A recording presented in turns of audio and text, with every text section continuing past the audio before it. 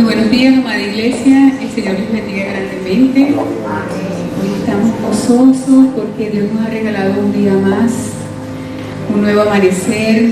Señor, te damos gracias por el sol, por el aire, por la vida. Gracias por la salvación.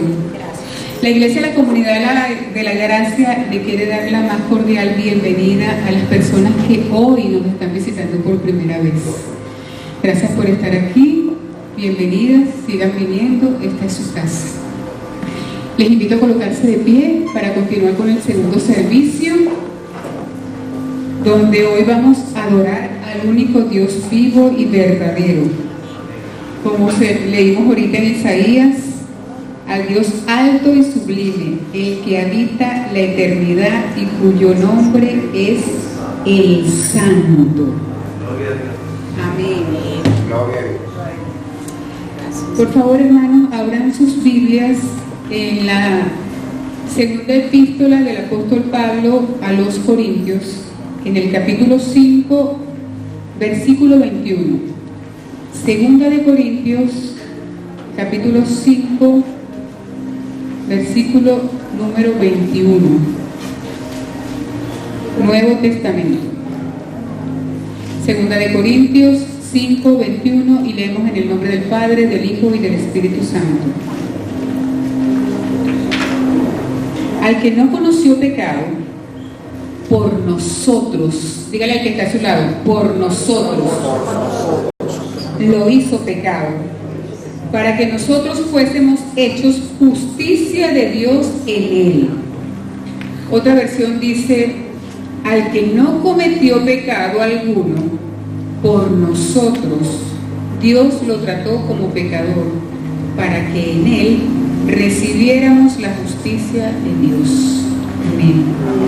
Dios no nos imputa nuestros pecados, sino a Cristo en lugar nuestro, quien estaba completamente limpio de pecado, llevó nuestros pecados en la cruz y recibió el precio que nosotros merecíamos, para que nosotros fuésemos hechos justicia de Dios en Cristo Jesús. En la epístola del apóstol Juan, capítulo 3, versículo 16, dice el famoso versículo que dice que de tal manera amó Dios al mundo que nos ha dado y nos entregó a su unigénito Hijo, para que todo aquel que en él crea sea salvo y no se pierda. Amén. A ti te adoramos, Señor.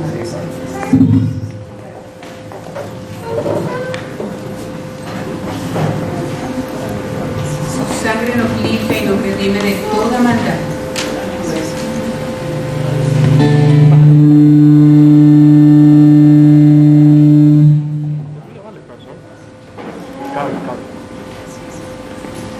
Dificultades técnicas, disculpen. De nuevo, a ver, desde arriba.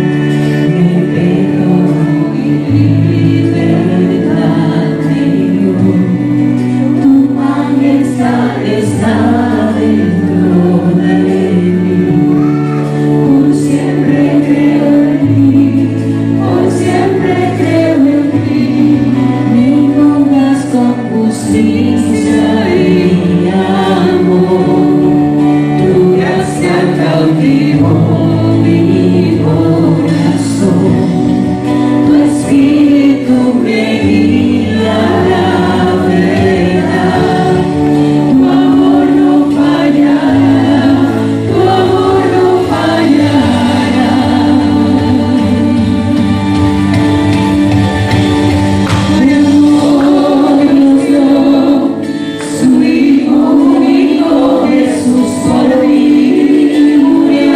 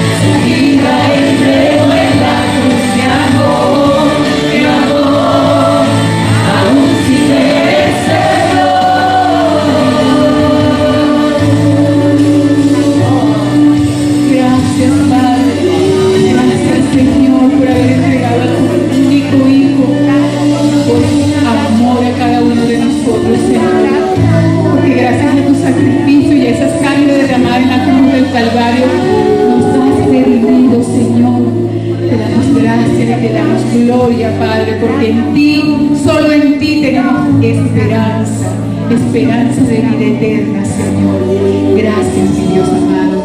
Gracias, Señor Jesús, por haber estado en nuestro lugar allí en esa cruz, porque éramos nosotros los que teníamos que estar allí clavados. Tú no, porque tú nunca tuviste pecado, Señor, pero nosotros sí. Gracias por habernos libertado. Gracias por la salvación, Señor. Recibe este aplauso en honor y gloria al único Dios vivo y verdadero. Gracias, Señor.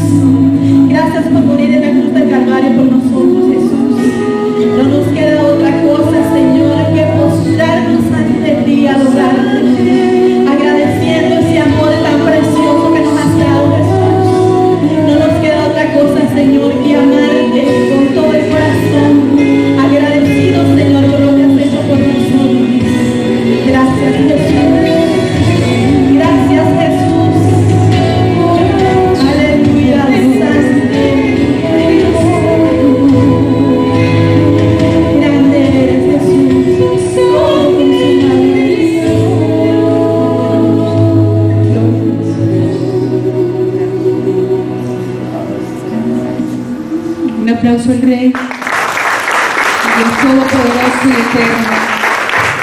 Más fuerte, que se escuche. Gracias, Señor. Recibe el avance de tu pueblo. Gracias. La potencia, Alejandro. Buenos días, ¿cómo están? Buenos días. La iglesia, ¿cómo amanecieron? Iglesia bonita, ¿qué tal su día? Dios me los bendiga. Que gloria a Dios, Señor, esto está llenísimo. De gentío, qué alegría, ¿verdad? Que en una iglesia esté llena. Amén. Gloria a Dios. Muy bien, hermanos, para los que no me conozcan, mi nombre es Samuel Lutera y hoy me toca la dirección del culto. Entonces, quisiera empezar que me acompañaran al libro de Gálatas, capítulo 5, versículo 22. Qué mejor manera que empezar el día que leyendo la palabra de Dios, ¿verdad? Amén. Muy bien. Entonces, cuando estén ubicados en Gálatas, capítulo 5, versículo 22, vamos a leer solo 2 versículos. Amén, hermana Mérida. Wow, usted es un rayo. Muy bien, amén. Yo tengo aquí una Biblia. Muy bien, entonces, vamos a leer la santa palabra del Señor. Dice así: mas el fruto del Espíritu es amor, gozo, paz, paciencia, benignidad, bondad, fe, mansedumbre, templanza. Contra tales cosas no hay ley. Entonces, vemos que aquí estamos hablando de los frutos del Espíritu. Estos son una serie de rasgos que nuestro carácter va a presentar después de que Dios moldea nuestra personalidad, nuestra forma de ser a lo largo de nuestra vida cristiana. Son un montón de valores hermosísimos, bellísimos, una lista larguísima, qué bendición. Hoy me quiero centrar en uno solo, en la mansedumbre. Si agarramos un diccionario y vemos la definición de mansedumbre, nos va a decir algo así como calidad de manso. Eso no nos dice mucho, corriendo, acción de correr. Entonces vamos a leer primero una definición un poco más detallada. Dice así: la mansedumbre es la suavidad y benignidad en la condición o en el trato, libre de arrogancia o presunción. Está muy relacionada con otras virtudes, como la humildad y la apacibilidad. ¿Ok? Entonces, podemos decir que la mansedumbre es una virtud que está contraria a toda la ira y sus efectos desordenados en nuestra vida. La mansedumbre es una forma de templanza, o sea, una forma del dominio sobre nuestra voluntad, que se opone a la ira de las acciones de otras personas que pueden causar en nosotros. Es decir, que una persona con mansedumbre es lo contrario a una persona que se deja llevar por arrebatos de ira. ¿Ok? Muy bien, es necesario notar, por esta definición podemos decir, ok, ser manso es bueno, sentir ira es malo. Bueno, no exactamente. La ira es una emoción que Dios creó y no es mala en todos los casos, solo es mala cuando es muy excesiva. En la Biblia podemos ver que la ira puede estar justificada en algunos casos. Podemos ver, por ejemplo, que Dios mismo siente ira. En el pasado, cuando los siervos de Jehová rompieron la promesa de solo servirlo a Él y se voltearon hacia falsos dioses, hacia ídolos, vemos que la palabra dice, la cólera de Jehová se encendió contra ellos en el libro de Jueces. Bueno, ahora sí, la ira no es una característica dominante de Jehová. A Dios no lo conoce como el Dios de la ira y la destrucción. Cuando Dios se enoja, siempre es por una razón justificada y controla perfectamente su ira. La palabra dice que Dios es grande en misericordia y tardo para la ira. Entonces, la ira, tenemos que tener cuidado, es cuando se convierte en una cantidad desmedida, cuando es peligrosa o cuando no hay razón justificada para enojarnos. Lo que sucede en la mayoría de los casos con nosotros, humanos imperfectos, pecadores. Vamos a ver un par de ejemplos en la Biblia. Yo creo que uno de los ejemplos más claros de arrebatos de ira incontrolados es la historia de Caín y Abel. Nos acordamos que estaban presentando sacrificios hacia Dios para honrarlo. Abel lo hizo de la manera que Dios le pidió, un sacrificio de sangre, de animal. Pero Caín no, Caín lo hizo como él quiso, entonces Dios rechaza su sacrificio. Caín se llena de ira, se llena de envidia hacia su hermano Abel y la cólera le nubló la mente, o sea, una locura, y lo mató, sin siquiera pensarlo. Imagínense lo que puede hacer la ira con las acciones de una persona. Podemos ver otro ejemplo, tal vez no tan extremo, con nuestro hermano Pedro, la dinamita de los apóstoles. Vemos que cuando los soldados de los principales sacerdotes y fariseos estaban arrestando a Jesús, Pedro saca su espada, ve al siervo del sumo sacerdote, Malco, y le corta la oreja derecha, un nuevazo. O sea, eso fue ¡shas! Oreja por el piso. O sea, imagínense eso, también es horrible, o no es como lo de Caín que mató a su hermano, pero concha, le arrancaron una oreja, tienes que estar... No, se te volaron los tapones. Sí, pero bueno, estos son casos bíblicos, pero es algo que nos pasa día a día. O sea, yo les puedo contar una anécdota. Me acuerdo que cuando yo estaba en preescolar, en segundo nivel, o sea, yo era un chavito flaquito, bajito, bueno, más flaquito que ahorita, yo como así. Entonces yo me acuerdo que había un chamo que era más alto que yo, que me molestaba. No me acuerdo qué me hacía, no sé, me pellizcaba, algo así, me hablaba feo. Entonces yo me acuerdo que, bueno, yo con miedo, no, yo no lo... Ah, claro, pero llegaba a la casa. Ah, no, yo veía la pared, hacía un ejercicio de imaginación, dibujaba su cara en mi mente, yo casi podía tocarlo, pues. Entonces yo ponía cara de malo. Ah, tú te metes conmigo, me insultas al frente de mis amigos, pues vas a sentir mi ira. Yo le metía un golpe a la pared y me dolía, pues, una manita, un chamito, no, eso no lleva vida. Entonces yo pensaba, no, así no voy a poder darme a defender, pero yo me acordaba que estaba mi hermana Sofía, ella Sofía tenía como así, tenía 21, cuando tenía 8 ella me decía así. O sea, eran 3 chamitos de él apilados. Entonces yo dije, mira, este chavo me molesta, este chavo me está pegando. O sea, me vació una jarra de agua en la cabeza. Yo no sé qué lógica tiene que un chavito de preescolar lleve una jarra de agua al colegio, pero eso fue la mentira que se me ocurrió y funcionó.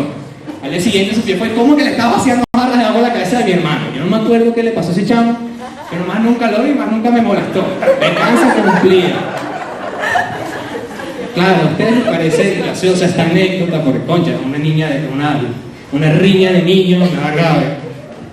Pero si cambiáramos los actores por adultos y por actos más violentos, con el mismo nivel de ira, no sería algo tan bonito. Cuando damos rienda suelta a nuestra ira, nos volvemos los protagonistas de unos actos súper agresivos, súper horribles y desagradables, no solo para nosotros, para todos los que nos rodean, para todos los involucrados. Estos ejemplos demuestran que la ira nos lleva a una vida y un actuar que Dios no desea para nosotros. En el libro de Santiago, capítulo 1, versículo 20, dice: porque la ira del hombre no obra la justicia de Dios. Hay otras versiones que dicen: porque la ira del hombre no produce la vida justa que Dios quiere. Por otra parte, podemos ver que Dios recompensa a aquellos con mansedumbre. En Mateo 5, capítulo 5, versículo 5, dice: bienaventurados los mansos, porque ellos recibirán la tierra por heredad. O sea, Dios exalta al manso muchísimo. Imagínense, tener la tierra por heredad. Bueno, entonces el mensaje es claro, ¿no? O sea, ser manso, no arrebatarnos por ira, o sea, es más fácil decirlo que hacerlo. También es entendible que encontremos difícil mantener una actitud mansa la mayoría del tiempo. O sea, se suele pensar que incluso manejarnos con mansedumbre, ser débil, enclenque, dejarte pisotear, fácil de manipular, pero no es nada más lejos que de la realidad. Dar rienda suelta a nuestra ira no es un signo de debilidad, no es un signo de fortaleza, todo lo contrario, es un signo de debilidad. Poder manejar nuestro carácter y ser mansos cuando verdaderamente hay que serlo es un verdadero signo de fortaleza. Y no solo eso, cuando abordamos situaciones de manera mansa podemos pensar con la mente más fría, podemos actuar más amorosos ante las circunstancias y servir y ayudar a los demás de una mejor manera. Podemos tener un mejor testimonio como cristianos para el mundo. Entonces, yo diría que el más grande ejemplo de mansedumbre lo encontramos en la vida de Jesús. O sea, imagínense, Él permitió que las personas lo golpearan, lo humillaran, lo crucificaran desnudo. Decidió morir en la cruz por nuestros pecados y lo hizo mansamente, sin resistirse. Ni siquiera nos lo merecíamos, pero lo hizo por amor a nosotros, por amor a ti, por amor a mí. Incluso nos insta a seguir su ejemplo de esta actitud. Vemos que en Mateo 11:29 dice: llevad mi yugo sobre vosotros y aprended de mí, que soy manso y humilde de corazón, y hallaréis descanso para vuestras almas. Por ello, hermanos, llenémonos de mansedumbre, porque en un mundo tan duro, tan inflexible, lleno de tanta violencia, es una de las mejores formas que podemos demostrar el reino de Dios para los incrédulos. Meditemos en estas palabras, hermanos, ¿sí les parece? Amén. Oremos. Señor, te quiero agradecer por esta mañana, mi Dios, te quiero agradecer por otro día más en que nos permites estudiar tu palabra, Señor, en que nos permites crecer en espíritu y en verdad para poder ser un ejemplo para las naciones, Señor. Te quiero agradecer por estos hermanos que has permitido que lleguen aquí a la iglesia sanos y salvos, Señor. Te quiero agradecer por el mensaje que nos traes esta mañana para que podamos estudiarlo, Señor, para que podamos crecer en espíritu y en verdad, mi Dios. Te pido por favor que esta palabra no se quede aquí, que podamos meditarla, que podamos seguir profundizando. El tema de la mansedumbre es sumamente denso, Señor. Por favor, guíanos en esta travesía. Te lo pedimos, Señor, en el nombre de tu amor, Jesús. Amén y amén. Bueno, hermanos, Dios les bendiga. Gracias a los hermanos que nos están visitando hoy por primera vez. Es una bendición que estén aquí con nosotros. Tenemos tres personas, ¿no? Visitando. Dos personas son de la isla de Margarita. O sea, siéntese bienvenido, están en casa. La otra persona que nos visita también, siéntese bienvenido. Y siéntese como en casa, ¿sí? Entonces, quisiera que por favor me acompañaran a Efesios capítulo 6. Continuamos con esta maravillosa carta del apóstol Pablo a la iglesia en Éfeso. Para entrar en contexto, mis hermanos, debemos comprender que Pablo aquí está hablando acerca de las relaciones personales. Pablo dedica este capítulo a las relaciones que tenemos que tener o que tiene que tener allí en la iglesia en Éfeso. Recordamos que allí habían gentiles, habían judíos que se le había dado la noticia de que ahora no eran dos grupos, sino que eran un grupo, y ese grupo se iba a denominar la iglesia. También venimos hablando que en estas últimas prédicas era sobre la sujeción, acerca del amor que se tiene que mostrar hacia otras personas. Y Pablo basa esto en Efesios capítulo 5, verso 1, y dice: sed pues imitadores de Dios como hijos amados. Es decir, deben comportarse como hijos de Dios, y andad en amor como también Cristo nos amó y se entregó a sí mismo por nosotros, ofrenda y sacrificio a Dios en olor fragante. Ese es el comportamiento que comienza Pablo antes de comenzar a hablar acerca de la sujeción. cómo tiene que ser el comportamiento de aquellas personas que han aceptado a Cristo como su único y suficiente Salvador. Ese es el modelo, que tenemos que ser imitadores de Dios como sus hijos. ¿Por qué? Porque pasamos a formar parte del cuerpo de Cristo y que tenemos que mostrar el amor de Cristo hacia los demás, como Cristo lo mostró a su iglesia, que se entregó por completo en la cruz del Calvario por nuestros pecados. Eso, en resumen, es lo que Pablo está queriendo mostrar allí. Ahora bien, Pablo cuando comenzamos a hablar acerca de la sujeción, vimos cómo Pablo les dice a los maridos que tienen que amar a sus esposas como Cristo, y hace una comparación, como Cristo amó a la iglesia. Entonces tienes que amarla, tienes que respetarla, tienes que proveerla, tienes que dar lo mismo que Cristo dio por su iglesia. Y hace allí una comparación entre el hombre y Jesús. También vemos más abajo que le dice a la esposa: mujer, tienes que sujetarte a tu marido. Es decir, allí tiene que haber una entrega, estar siempre con tu esposo. Tiene que haber, ese término de sujeción ha sido muy mal interpretada, porque dicen que el hombre es el que tiene que estar pisando a la mujer, y eso no es así. Por ello es que la mujer sale de la costilla del hombre y no de los pies, para que no esté por debajo, ni de la cabeza para que esté por encima, sino para que esté allí como ayuda idónea. Pero Dios coloca en su orden perfecto, coloca al hombre la responsabilidad de estar por encima de la mujer. Y además que la sujeción debe ser una sujeción por parte de la mujer, una sujeción voluntaria. Porque estando la mujer sujeta de manera voluntaria al hombre, está obedeciendo a Dios, y con esa sujeción está honrando y está glorificando a Dios.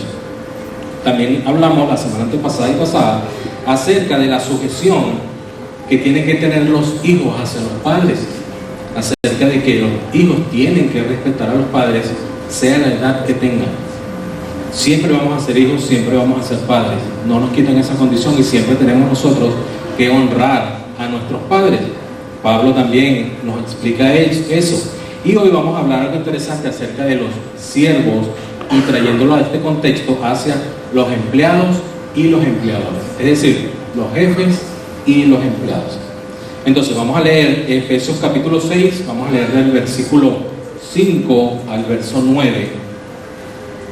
Cuando lo tengan me dicen ya. ¿Y la aleluya? Ya.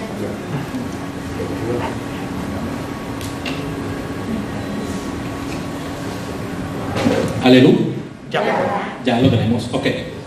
Dice: siervos, obedeced a vuestros amos terrenales con temor y temblor, con sencillez de vuestro corazón, como a Cristo, no sirviendo al ojo como los que quieren agradar a los hombres, sino como siervos de Cristo, de corazón, haciendo la voluntad de Dios, sirviendo de buena voluntad, como al Señor y no a los hombres, sabiendo que el bien que a cada uno hiciere, ese recibirá el Señor, sea siervo o sea libre. Y vosotros, amos, haced con ellos lo mismo, dejando las amenazas, sabiendo que al Señor de ellos y vuestro está en el cielo, y que para Él no hay acepción de personas. Padre, en el nombre de Jesús, te honramos, glorificamos y exaltamos tu santo nombre, Dios.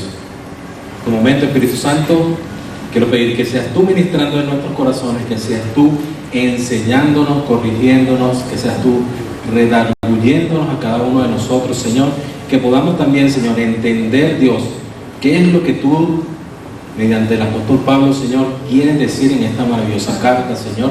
¿Qué fue lo que tú le quisiste decir a la iglesia en Éfeso? Y que hoy, Señor, quieres hablarnos a cada uno de nosotros, Señor. Te lo pido en el nombre poderoso de Cristo Jesús. Amén. Dice: siervos, versículos 5, obedeced a vuestros amos terrenales. Algo que debemos entender aquí para entrar en el contexto es que nos encontramos en una historia bien particular. Nos encontramos en Roma, donde la cultura, el tiempo político estaba bajo el yugo romano. Recordamos que allí estamos bajo la cultura greco-romana. Lo que se hablaba y lo que se decía era griego y era bajo el yugo romano. Recordemos que ellos lo que tenían la norma o la ley. En cuanto al término siervo, que ya lo hemos explicado en varias oportunidades, eso viene del griego doulos, y doulos significa esclavo. Por ello, cuando vemos cada una de las cartas escritas por Pablo que dice yo, Pablo, siervo de Jesucristo, ahí está diciendo yo, Pablo, esclavo de Jesucristo. Es una traducción. Y aquí, cuando él habla de siervo, está hablando de esclavo, y este siervo es con S, de esclavo. El otro siervo, que es con C, es el animal. Entonces, vemos aquí que los siervos, entendiendo el contexto histórico, o los esclavos, no tenían derechos. Ellos eran tratados simplemente como animales. Ellos tenían un propósito mercantilista. Mientras más esclavos tenía un amo, más dinero o posición económica tenía. Los esclavos eran utilizados para intercambio comercial. Los esclavos, sencillamente, muy pocos de ellos tenían lo que era algún tipo de beneficio. Hay expertos que dicen que de 10 personas en ese momento, 7 eran esclavos. Además de ello, que el amo tenía la potestad de decidir cuándo un esclavo vivía o cuándo moría. Estos esclavos podían ser llevados al mercado y hacer intercambios. Además, podían ser vendidos. Necesitaba un dinero, sencillamente iba al mercado y vendía a un esclavo. Y es interesante, mis hermanos, porque ellos también, estos esclavos, eran utilizados como lo que hoy conocemos como los gallos de pelea. Los amos los utilizaban a ellos en algunas oportunidades en peleas clandestinas y otras permisadas para peleas entre esclavos. ¿Para qué? Para obtener dinero, para que el amo obtuviese lucro. La Biblia es interesante porque la Biblia no se opone, en este caso por ningún versículo, se opone a lo que es el atropello o el maltrato, acerca de la esclavitud, pero sí se opone acerca de los maltratos y los atropellos, acerca de que el patrono o el amo tiene para con los esclavos. Es decir, ellos, por el Dios, respeta lo que es el gobierno instituido y su costumbre. Pero Dios, allí, en su palabra, está en contra, es acerca de los atropellos y los maltratos y vejámenes hacia el ser humano o hacia la persona. Y esto lo vamos a ver en el transcurso de la prédica, pero no solo Dios lo habla en el Nuevo Testamento. Ya esto viene instituido desde el Antiguo Testamento. Y podemos ir, por favor, a Éxodo capítulo 21, verso 16. El segundo libro de la Biblia. Éxodo capítulo 21, verso 16. En el Génesis, el primero, Éxodo, ¿sí? Dice la palabra del Señor. Éxodo 21, 16. Asimismo, el que robare una persona, es decir, el que a una persona libre, él la secuestra y dice, y la vendiere, es decir, secuestra una persona libre, la lleva al mercado donde se vendían los esclavos y él la vende, o si esa persona fuera ya en sus manos, es decir, esa persona que era libre y tú, esta persona que la secuestra, que dice que la roba, la tiene en su casa como una esclava, esta persona morirá. Es decir, si una persona era libre y era robada y era colocada en esclavitud, el que hizo ese acto tenía que morir. También nos habla un poco más abajo, el versículo 26 y 27, nos habla sobre las leyes y responsabilidades de los amos o los dueños de estos esclavos. Y nos dice algo que también va en concordancia contra los atropellos y los maltratos acerca de las personas o acerca de los esclavos. Y dice, si alguno hiriere el ojo de su siervo, es decir, de su esclavo, o de su sierva, su esclava, es decir, si le da un golpe en la cara y le daña un ojo, dice la palabra, le dará libertad por razón de su ojo. Es decir, le sacaste un ojo a tu esclava tú tienes que dejarla libre por el maltrato que le has hecho. También dice, y si hiciere saltar un diente de su siervo o un diente de su sierva, es decir, que con el golpe que le da, le desprende un diente o le saca un diente, por el diente le dejará ir libre. Es decir, ¿qué nos quiere decir? Que por el maltrato que le das a tu siervo o a tu esclavo, sencillamente tú le tienes que dar libertad. Pero ¿qué entendió la gente aquí? Bueno, entonces no le doy por la cara, sino que le doy por la espalda y le maltrato a tal manera que entonces tergiversa y acomoda la ley a su favor. Ya no le doy golpes en la cara, ya le doy golpes por la espalda y por las piernas. Total, no le estoy sacando el ojo ni le estoy sacando los dientes. Entonces, cambian el sentido de la palabra, cambian el sentido de lo cual Dios ha querido establecerle al pueblo, ¿no? Habla además acerca de obedecer. Y este obedecer, mis hermanos, es en todo. Pablo les está queriendo decir a estos esclavos que están dentro de la iglesia y a estos amos que también estaban dentro de la iglesia. Recuerden que allí está Pablo hablándole a una iglesia en Éfeso que habían creído en el Señor Jesús, y le está diciendo: ustedes tienen que obedecer en todo a su amo. Y colocándolo a nuestro contexto actual, es que nosotros tenemos que obedecer a nuestros jefes terrenales. Si usted es empleado, usted tiene que obedecer en todo a su jefe. Pero en derecho hay un principio que es: toda norma tiene su excepción. Y aquí también hay una excepción, que es que si tu patrono, o si el patrono, o si el amo, en dado caso, le decía al siervo o al esclavo que rompiera una norma establecida por Dios, él tenía la facultad de decirle que no la iba a hacer. Es decir, hoy, trayéndolo a nuestro contexto, si nosotros somos empleados y nuestros jefes nos dicen y nos piden algo que vaya en contra de lo que está de lo que es la palabra del Señor, nosotros podemos decirle a nuestros jefes que no. ¿Por qué? Porque va en contra de lo que allí está establecido. Entonces, podemos hoy en nuestro tiempo también decirle a nuestro jefe que no. Y no estamos rompiendo la palabra de Dios cuando dice que obedezcamos en todo. Porque la excepción es que nosotros, si se nos pide que rompamos la palabra del Señor, nosotros podemos decirle que no. Y hay un pasaje bíblico donde nos puede ayudar un poco al respecto, y se encuentra en Hechos capítulo 4, verso 18. Hechos 4, verso 18, leemos hasta el 20.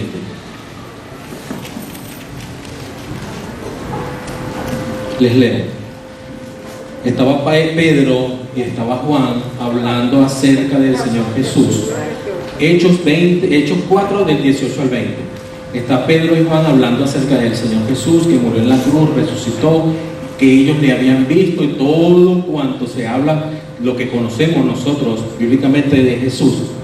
Y vienen unos líderes que para ese momento estaban en autoridad y le dicen a ellos, y llamándolos, es decir, a Pedro y a Juan, les intimaron que en ninguna manera hablasen ni enseñasen en el nombre de Jesús. Esta palabra que dice les intimaron, quiere decir le amenazaron. Entonces ellos, los que estaban en autoridad, estaban amenazándolos a ellos. ¿Para qué? Para que no siguieran llevando el mensaje de salvación, el mensaje que Cristo había venido para redimir el pecado del pueblo. Entonces, además, dice aquí el versículo 19, y aquí la excepción, dice: mas Pedro y Juan respondieron diciéndoles: juzgad si es justo delante de Dios obedecer a vosotros antes que a Dios. ¿Por qué? Porque no podemos dejar de decir lo que hemos visto y oído. Ellos aquí no estaban desobedeciendo a la norma que debe estar, la ley que ellos tenían. ¿Por qué? Porque ellos les estaban pidiendo que negasen lo que ellos habían estado esperando, que era el Mesías, y que ese Mesías era Jesús, y que había llegado, había venido, había muerto en la cruz del Calvario por el pecado de la humanidad, pero que no se quedó allí, sino que al tercer día había resucitado y ellos le habían visto. Y ellos los estaban amenazando de que ese mensaje ya no podía seguir, no podían seguir transmitiéndolo. Y ellos le dicen, ya va, yo vi al Mesías, yo lo vi resucitado. Tú no me puedes pedir a mí que yo niegue lo que yo vi sobre Jesús. No me puedes decir que te obedezca a ti primero que a Dios. Y entonces nosotros, como hoy iglesia, nosotros también podemos agarrarnos de este texto, que cuando nos pidan que quebrantemos la palabra de Dios o quebrantemos uno de los principios establecidos por Dios, nosotros también podemos decir que no. Y esto, mis hermanos, me trae a colación que como iglesia, las iglesias cristianas hoy día, hace menos de un mes, salió un oficio en Gaceta que todos los pastores teníamos que censarnos, que el gobierno nacional está pidiendo que tenemos que inscribirnos en un censo. Hay unos estados, en el estado Miranda está siendo obligatorio, pero que en Caracas todavía no, que tenemos que censarnos para, se llama el Buen Pastor, Acción del Buen Pastor. ¿Qué va a traer esos beneficios? El pastor le van a dar un sueldo para cobrarlo por un carnet de ese país.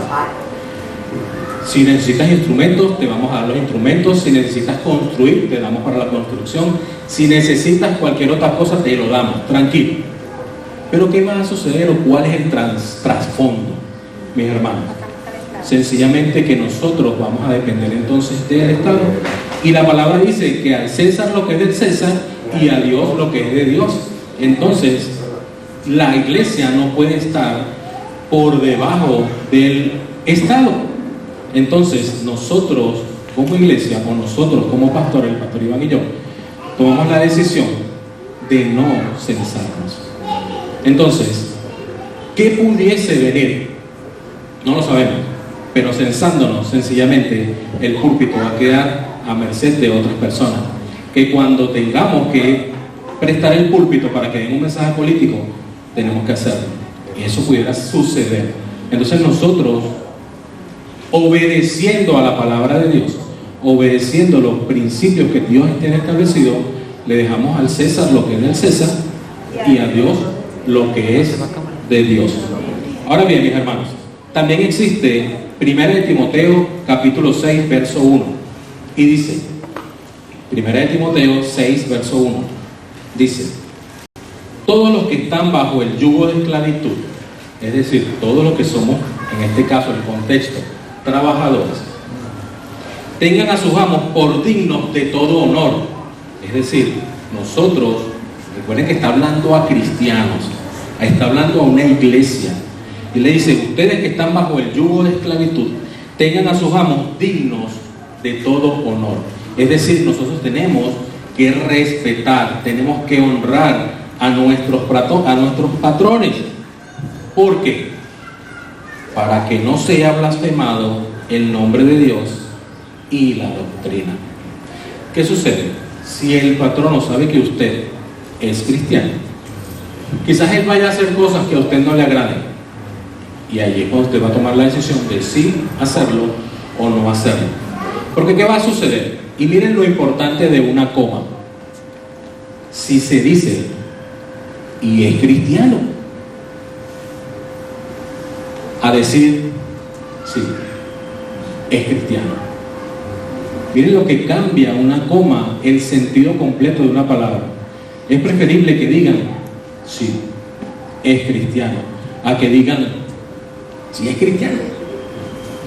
Nosotros, mis hermanos queridos, al momento de hacer o dejar de hacer algo, que si dejamos de hacer, que no está en contra de la palabra de Dios, nosotros sencillamente estamos honrando y glorificando a Dios con nuestros actos y estamos siendo de testimonios para esos jefes que en algunos casos no merecen respeto, pero ya vamos a ir para allá.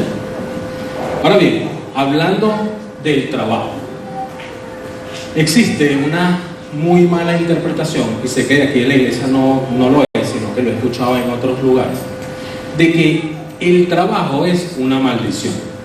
Que el trabajo llegó, o el trabajo lo tenemos que hacer, es porque como Dios maldijo la tierra, sencillamente ahora el hombre tiene que trabajar. Permítame decirle, mis hermanos, que eso es falso.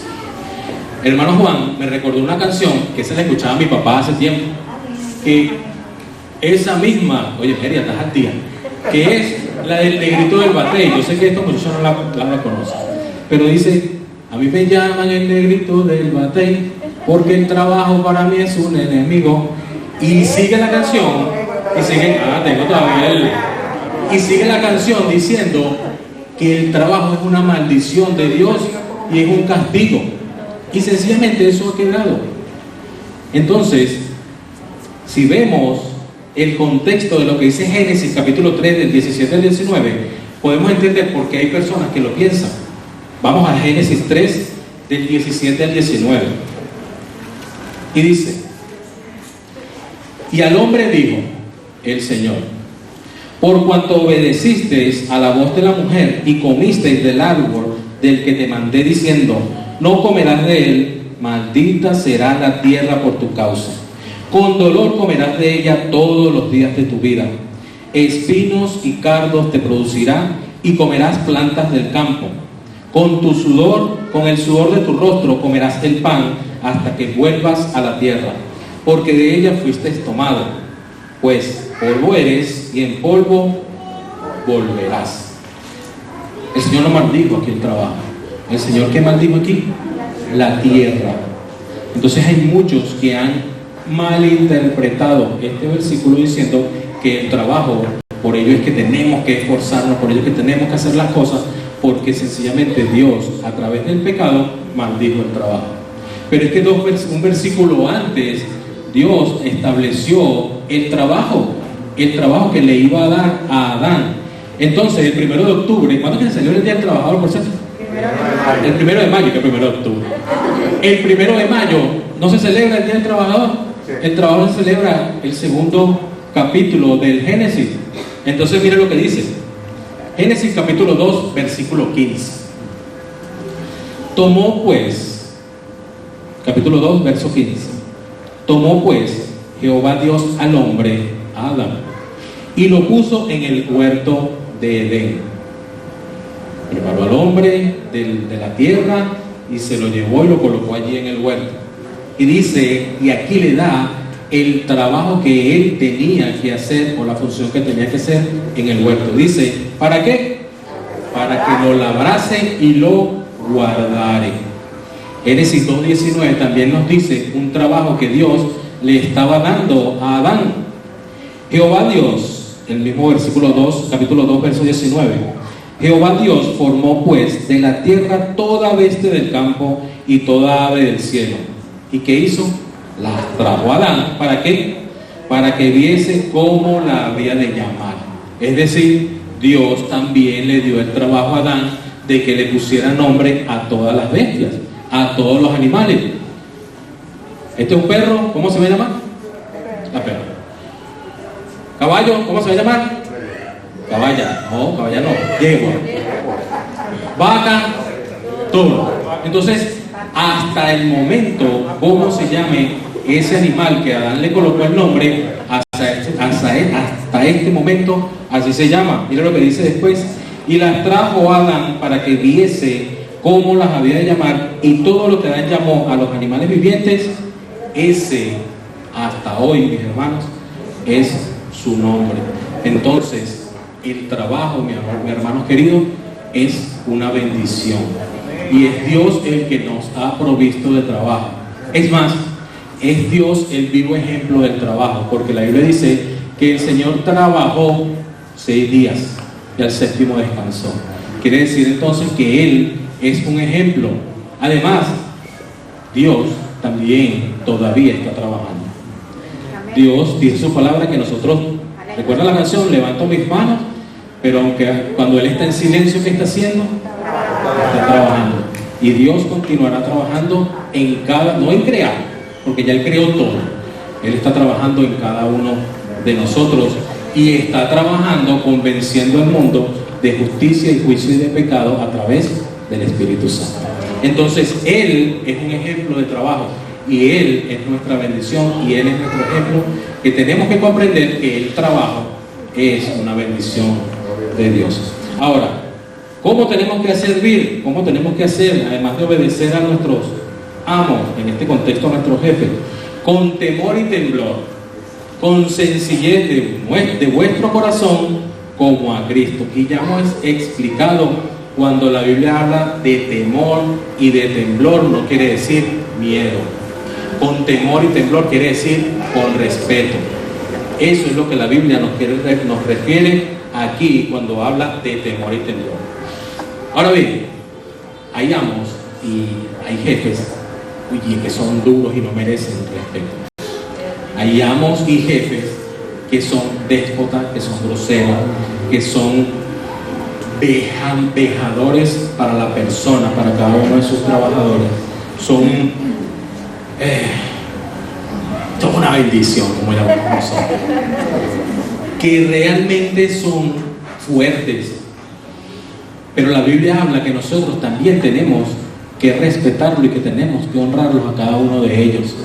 La Biblia dice que tenemos nosotros con nuestro trabajo que esforzarnos por hacer bien nuestro trabajo, a pesar de que Él se lo merezca, porque no le estamos sirviendo a Él, le estamos sirviendo y estamos glorificando con lo que hacemos al Señor.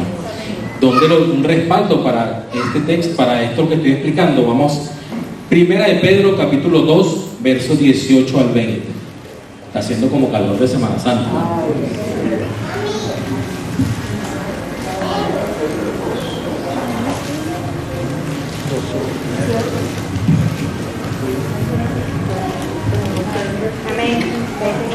Primera de Pedro, capítulo 2, verso 18 al 20. Y dice la palabra del Señor: criados o empleados, para traerlo en este contexto, servidores, siervos, criados, estad sujetos con todo respeto a vuestros amos o vuestros jefes, no solamente a los buenos y afables, aquel que te trata con cariño, aquel que tú dices, oye, este tremendo jefe, siempre me considera, oye, vale, este jefe no me lo cambien nunca, este es el jefe que yo quiero toda mi vida, oye, él me trata bien, es más, me da bonos extras, es una bendición para nuestra vida. Él dice, bueno, no solo respetes a este tipo de amo, sino también a los difíciles de soportar, porque esto, soportar a este tipo de jefes, merece aprobación. Si alguno, a causa de la conciencia delante de Dios, sufre molestias padeciendo injustamente, si tú con tus actos o con tu trabajo usted está honrando y está buscando glorificar al Señor, y ese jefe tiene que saber que usted es cristiano, y él, a causa de que usted es cristiano, comienza a sufrir molestias, comienza a sufrir vejámenes de su jefe, ¿qué dice la palabra del Señor? Pues, ¿qué gloria es si pecando sois abofeteados lo soportáis? Es decir, si haciendo lo malo y recibiendo el castigo, tú dices, oye, me lo gané, pequé contra el Señor y me está pasando las consecuencias a causa del pecado. Mira lo que dice. Más, si haciendo lo bueno sufrís, si usted está haciendo su trabajo y está glorificando al Señor, y sin embargo tienes un jefe que es difícil de soportar, usted continúe haciendo su labor. ¿Por qué? Porque dice, porque esto ciertamente es aprobado delante de Dios. La Biblia dice, mis hermanos, un versículo que es bien conocido, Colosenses capítulo 3, del 23 al 24, dice, y todo lo que hagáis, hacedlo de corazón. ¿Como para qué? Como para el Señor. Entonces, si Dios nos proveyó un trabajo y nos bendijo con un trabajo donde el jefe es una bendición, nosotros tenemos que hacer nuestro trabajo no para el patrón. Nosotros tenemos que hacer el trabajo como para el Señor. ¿Por qué? Porque nuestro testimonio va a hablar, no de nosotros, el testimonio va a hablar directamente del Señor al que nosotros servimos. Ahora bien, mis hermanos, versículo 6 dice, y esto es bien interesante, este versículo, dice, no sirviendo al ojo, como los que quieren agradar a los hombres, sino como los siervos de Cristo, de corazón, haciendo la voluntad de Dios. Es decir, no solo voy a hacer mi trabajo cuando me están viendo, no solo voy a hacer para lo cual me he llamado o Dios me proveyó para que me contrataran, solo cuando mi supervisor o mi jefe me esté viendo. Porque ¿qué estoy haciendo allí? Sencillamente estoy siendo hipócrita y estoy siendo egoísta. ¿Por qué? Porque yo quiero obtener los beneficios que me va a dar si mi jefe me ve como yo estoy trabajando. ¿Qué van a decir? Oye, ese es el modelo. Así es que todos tienen que ser. En el momento que se está vendiendo delante de su jefe, el jefe lo va a tomar a él como referencia. Entonces, ¿a quién estamos engañando? Estamos engañando, aparte del jefe, nos estamos engañando a nosotros mismos. Entonces, imagínense ustedes, imagínense nosotros, no ustedes, nosotros, que somos cristianos y que nos damos a conocer como seguidores de Cristo y somos aduladores de los hombres para obtener preventa o prebenda con respecto a lo que nos puede dar un patrono o un jefe, sin pensar en que con nuestras acciones nosotros no glorificamos al hombre, sino glorificamos y exaltamos al que murió en la cruz por nosotros y resucitó. Entonces allí es que tiene que estar nuestro enfoque. Además, algo interesante es que Pablo les está diciendo aquí a la iglesia en Éfeso, les está diciendo, lo que ustedes hagan, no lo hagan solo cuando está su amo, porque después que él se va, ¿cuál es su comportamiento? Como lo llamamos aquí en Venezuela, o no sé si en otra parte del mundo lo llamarán, ha hecho un echacarro, eres un echacarro, eres un flojo, un dormilón, realmente no te comportas realmente como lo que tienes que ser, pensando quizás en que, bueno, como el jefe no me ve, eso lo puedo hacer, olvidándose de que el que mora en usted, que es el Espíritu Santo, está viendo, y Dios es omnipresente, está viendo la actitud y todo lo cuanto nosotros hacemos y dejamos de hacer. Jesús dice, capítulo 5 de Juan, 5:41, gloria de los hombres no quiere.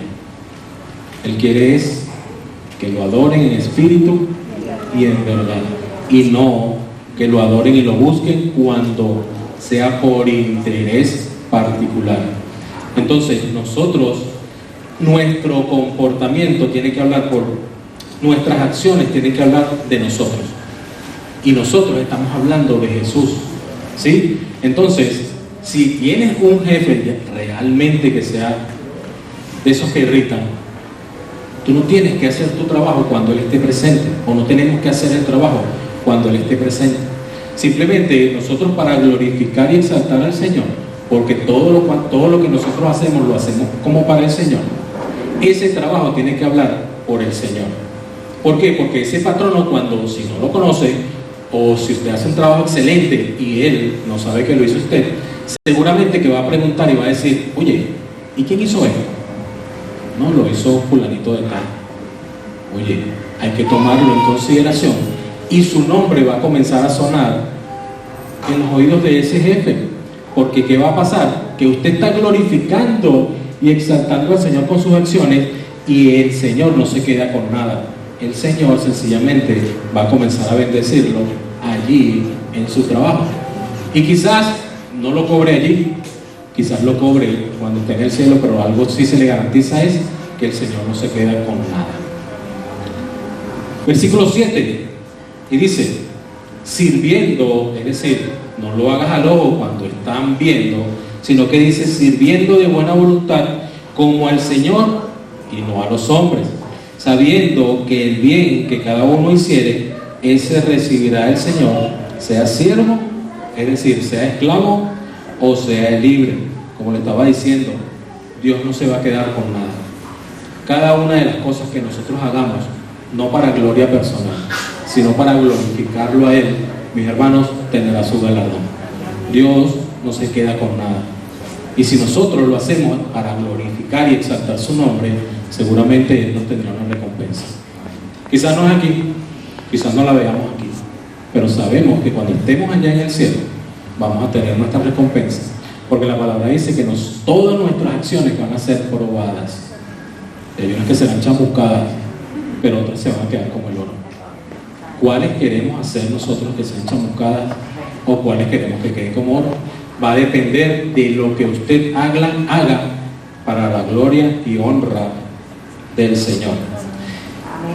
Y entendiendo y metiéndonos en el contexto de aquí de esta carta, es interesante porque Pablo viene leyendo y diciéndole a los esclavos: mira cómo se tienen que comportar, mira cómo tienen que ser. Y yo me imagino a todos los amos en una esquina señalando a sus esclavos, porque recuerden que estamos en una iglesia donde habían gentiles y donde habían judíos, y donde ellos se habían convertido y están leyendo la carta públicamente en la iglesia, y allí seguramente estaban esclavos y estaban amos, los amos, y seguro que los amos le decían así como: ¿viste? Esa es la que le gusta echar carro, pero cuando yo llego, oye, se pone a trabajar con razón. Está viendo. Y me imagino ellos señalando a cada uno de sus esclavos y asistiendo así con la cabeza, como está viendo. Y eso lo está diciendo Pablo. Y dice el versículo 9: y vosotros amos, es decir, vamos ahora a la mirada a los amos. Y yo, ajá, nosotros los amos, haced con ellos lo mismo. ¿Qué? La cara de que tuvieron que haber puesto esos hermanos haber sido un poema. ¿Qué? Que yo tengo que amarlos, que yo tengo que respetarlos, que yo tengo que honrarlos. ¿Cómo que yo soy el amo y el jefe de todos ellos, que tengo la potestad de hasta matarlos? ¿Cómo es eso que ahora me cambian todo el contexto histórico de lo que ya estaba pasando? Pues sí. ¿Por qué? Porque ahora pasaste a formar parte del cuerpo de Cristo, de su iglesia, donde debe existir el respeto, donde debe existir la cordialidad, donde usted como patrono tiene que respetar a las personas que usted tiene bajo su autoridad. Y mire lo que dice aquí: dejando ¿qué? Las amenazas. Me imagino en ese contexto lo que esos amos cristianos le estaban diciendo a estos esclavos cristianos cuando no cumplían lo que ellos le pedían: te voy a matar. Porque ellos tenían el derecho, ellos lo podían hacer. Entonces te voy a arrancar la cabeza. Y entonces ese tipo de contexto: te voy a vender en el mercado. Entonces Dios, a través de Pablo, el Espíritu Santo a través de Pablo le dice: ustedes amos tienen que también respetar a los esclavos. Ustedes patronos tienen que respetar a sus empleados. ¿Por qué? Porque sabiendo que el Señor de ellos, es decir, el Señor de los esclavos, el Señor de los empleados, y vuestro está en el cielo, es decir, son el mismo Dios. Y ustedes les sirven al mismo Dios. Y ustedes son parte de la iglesia. Y ustedes son parte del cuerpo de Cristo. Y Cristo es la cabeza. Entonces, además le dice: y que para Él, es decir, para Dios, porque ellos pensaban en lo que era clasismo. Ellos estaban, como ellos son esclavos, pueden estar hacia un lado, y nosotros los jefes podemos estar, o los amos, podemos estar de otro. Pero Pablo se los deja claro cuando les dice: y para Él, está hablando para el Señor, no hay acepción de personas. Delante del Señor, todos y cada uno de nosotros somos iguales. Que unos, que es lo que hemos visto, el esposo, la mujer, los hijos, siervos y amos, tienen unas funciones distintas porque Dios ha establecido un orden, es una cosa. Pero delante de Dios, nosotros, todos y cada uno de nosotros, somos iguales. Lo único que cambia son las responsabilidades y las funciones que cada uno de nosotros realiza. Hechos capítulo 10, verso 34 nos habla acerca de este principio que Pablo les está diciendo a la iglesia en Éfeso en cuanto a la acepción de personas. Les está diciendo: entonces Pedro, abriendo la boca, dijo: en verdad comprendo que Dios no hace acepción de personas. De ahí vemos que los gentiles y los judíos, cuando Pablo vio el manto que descendía y que fue a la casa de Nicodemo, allí él que se da cuenta, oye, la salvación es para todos, y que Dios no excluye a uno y coloca a otros en galardón. Para Dios, todos y cada uno de nosotros somos iguales. Hay otro versículo, Romanos capítulo 2, verso 11, dice: porque no hay acepción de personas para con Dios. Y uno interesante, que esto nos cae la locha a cada uno de nosotros, que muchas veces en el trabajo, en el colegio, en el liceo, es más, hasta dentro de la iglesia, nosotros excluimos, sacamos, quitamos a las personas que están a nuestro alrededor, y que para Dios sencillamente esta acción se llama pecado. Santiago capítulo 2, verso 9, mira lo que dice: pero si hacéis acepción de personas, cometes pecado y quedáis convictos por la ley, y como ¿qué? Como un transgresor. Mis hermanos, nosotros tenemos, y es lo que Pablo ha venido hablando aquí, es acerca del respeto hacia las personas que Él nos ha colocado en autoridad. Pero con sus excepciones, como ya le hemos hablado, o como su excepción. Mis hermanos, el trabajo es una bendición. El que nos bendice con el trabajo ha sido el Señor. No es, como muchos lo dicen, es una maldición. No, Dios todavía está trabajando y es nuestro mayor ejemplo a seguir. Tenemos que entender y comprender lo que la carta nos está queriendo decir hasta ahora. Es honrar, respetar a las personas que están en autoridad, y las personas que quizás estén bajo nuestra autoridad. Es que con nuestras acciones, con cada una de las cosas que nosotros hagamos o dejemos de hacer, la intención que tiene que haber en nuestro corazón es honrar y glorificar el nombre de Dios. Oramos. Padre, en el nombre de Jesús, gracias, bendito Dios, Señor, porque podemos entender tu maravillosa palabra, Señor. Podemos entender, Señor, que de ti proviene todo cuanto tenemos y hasta lo que no tenemos. Señor, gracias, Señor, porque tú nos has dado el trabajo. Tú has bendecido el trabajo desde el principio. Es más, tú eres el mayor ejemplo que comenzaste desde el inicio trabajando, Señor. Gracias por esa bendición tan grande, Señor, que tú nos has dado, que nos darás y que alguna vez también nos diste. Gracias, Dios, porque sabemos que todo proviene de ti, Señor. Gracias, Dios, también por ese trabajo, Señor, que tú continúas haciendo, Señor, a través de tu Espíritu Santo, ministrándole a todas aquellas personas, Señor, que no te conocen, Señor, mostrándole que Cristo es el único camino para llegar al Padre, que tú estás convenciendo a la humanidad entera, Señor, de justicia, de juicio y de pecado, de que somos pecadores, de que la paga aún sigue siendo del pecado la muerte, Señor, pero tú entregaste a tu único Hijo, a Jesús, para que muriera en esa cruz del Calvario, una muerte, como lo estaba hablando Samuel, una muerte horrenda, una muerte que merecíamos cada uno de nosotros. Pero Dios, tú te entregaste por completo, sencillamente por amor, un amor que no se puede pesar, no se puede medir, no se puede calcular. Cuando tú tomaste la decisión de dejar tu trono de gloria y humillarte aquí en la tierra por cada uno de nosotros, Señor. Gracias, Señor, por tanto amor. Gracias por morir en esa cruz del Calvario y no quedarte allí, sino que resucitaste, Señor, al tercer día. Y hoy podemos nosotros y muchas iglesias hoy día poder honrar y glorificar y exaltar tu nombre, porque hemos sido convencidos mediante tu Espíritu Santo que necesitábamos un Salvador, que necesitábamos un Redentor, que necesitamos restablecer esa relación que se había roto desde Génesis hasta nuestros días. Y ese Salvador sencillamente se llama Jesucristo.